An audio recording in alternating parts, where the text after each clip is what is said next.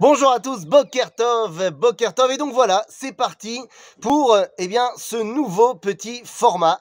Terminer les cours sectionnés tous les matins, on va essayer, et je vais essayer moi-même de réussir, on va essayer tous les matins de se retrouver pour un petit enseignement, une petite idée, comme ça, toujours nos 5 minutes de cours du matin, mais qui ne seront plus forcément un grand cours qui aura été sectionné, mais des petites réflexions plus en accord peut-être avec le moment.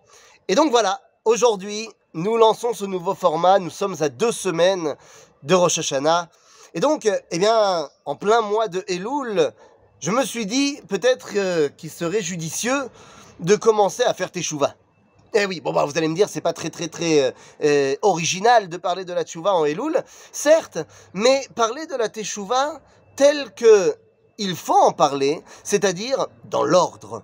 Dans l'ordre. Et oui, aujourd'hui, j'aimerais qu'on lance notre réflexion sur la première Teshuvah à avoir lorsqu'on veut se préparer pour Rosh Hashanah.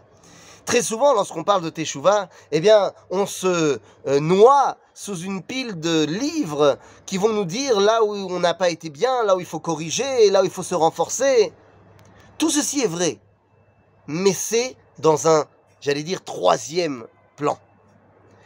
Dans un premier temps, la Teshuvah, si on admet la réalité que Hachem est Echad, et moi je pense que Hachem est Echad, c'est un axiome de base du judaïsme, que Dieu est un, cela veut dire que retourner à son origine, retrouver l'osmose qu'on doit avoir avec Akadosh Baruch Hu, ça ne peut pas être uniquement sous la pile de livres, ça ne peut pas être uniquement dans le domaine de la Torah.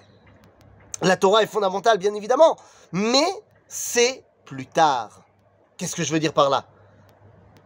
Vous le savez très bien, la Mishnah, dans le traité de Pirkei Avot, nous aura enseigné que Derech Eretz Kadma la Torah.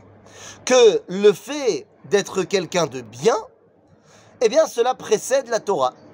C'est la raison pour laquelle, entre parenthèses, durant les 13 premières années de l'enfant, 12 premières années pour une fille, l'enfant n'est pas encore obligé de respecter la Torah et les mitzvot. On lui apprend pour le chinour, mais il n'est pas encore soumis à la mitzvah. Pourquoi?